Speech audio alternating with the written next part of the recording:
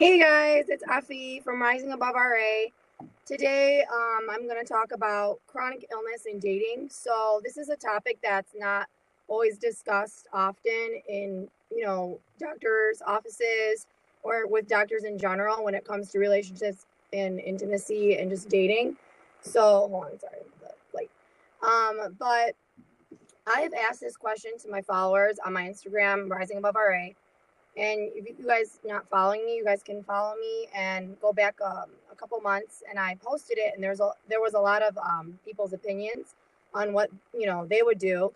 And a lot of my followers who commented were just diagnosed, and so they haven't been living with rheumatoid arthritis or chronic illness or disability for that instance for very long. Others, have been veterans, in a way because they were living with it for a long time, so they've kind of been down that road. So, I'll share some of their opinions and I'll give mine, but in general, the major consensus was that if you have a chronic illness, you should be open about it from the start. So if you meet someone, a lot of people said that you should just, on the first date, be flat out and tell them, hey, I have this condition and so. And a lot of people then said if you go on a first date with someone and you're not that comfortable with the person, then it's, not a big deal if you don't say anything. So, it was majority did say up front what you're going through with the person because that's only fair. Other people did say, you can wait, one date or 2 dates.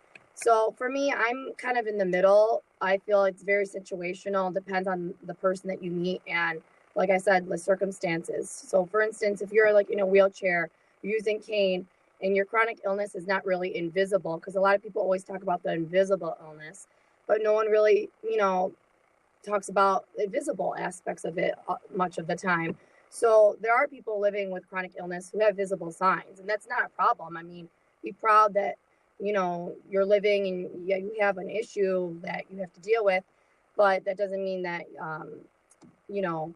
someone's not going to date you because of it. So like be proud and use your assistive devices. And there's a lot of like dating apps out there for people who have wheelchairs or use canes or are chronically ill and they want to meet other people who also have illness. So I don't have those apps on hand, but I know that they're out there. You just type in dating and chronic illness on your iOS or Google Play, you'll be able to find those immediately when they pop up because they're pretty popular amongst those people who use them. So back to what I was saying, within that instance, you can't really necessarily hide it and not tell the person immediately, and if that person obviously doesn't like it, then they're not the right one for you. So you move on and you find someone who would be able to be mature enough to deal with it, and that's that.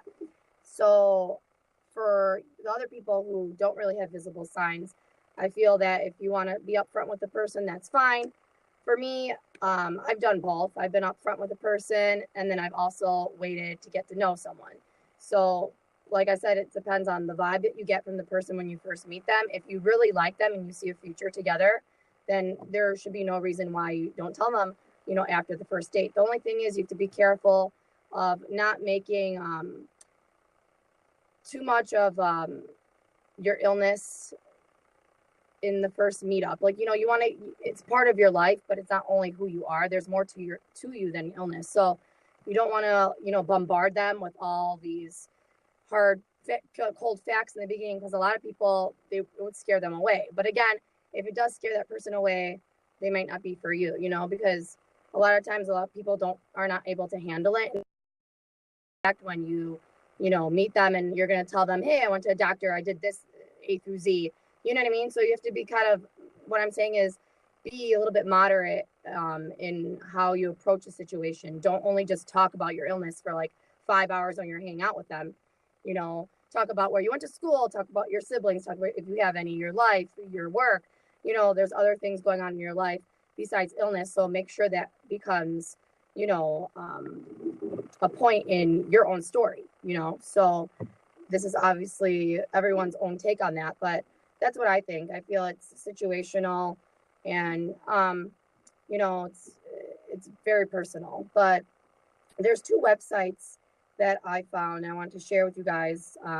One is called chronicsex.org, and it's a blogger who obviously talks about intimacy and relationships and all that. And this is the site to go to if you ever have questions regarding chronic illness, intimacy, relationships. I mean, she covers it all pretty much.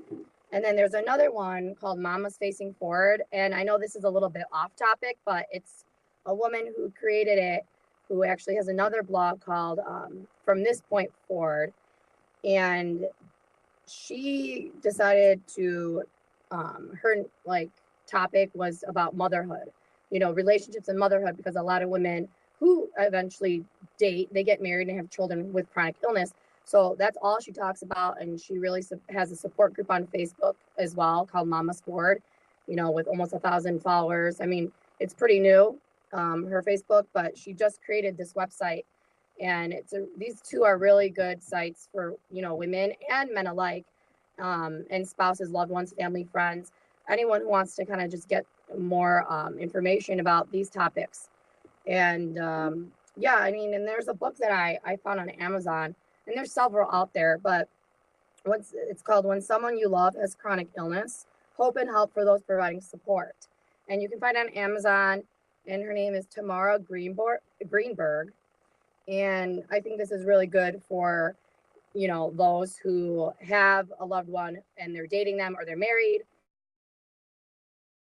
So sorry, but what I was saying is that there's a book, and it's called When Someone You Love Has Chronic Illness, Hope and Help for Those Providing Support by Tamara Greenberg.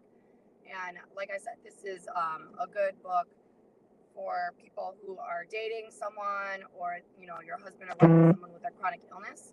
And it provides really good tips on how to be there for a person and how to navigate that journey with them. So that's one book that I would recommend that everyone gets. And again, the websites that I mentioned are chronicsex.org and Mama's Facing Forward, which has a little bit of a twist to it and talks about motherhood and how to navigate that whole area along with relationships and intimacy. So yeah, basically bottom line is you do what you feel is best. There is no rule for what you do when it comes and how to open up to a potential partner. It's all personal and situational, and it depends on how you feel when you meet the person. If you like the person and you see a future with them and you have a good connection and you feel comfortable to share, very personal information on the first date, then do so. Otherwise, keep it light and talk about just general stuff, get to know them, have fun, and maybe you can open up the second date or third date if there is one. Other people, if you want to be open from the start, there's nothing wrong with that. To each their own. And yeah, I wish you guys the best of luck in finding a potential partner and opening up. Until next time, guys. Thanks. Bye.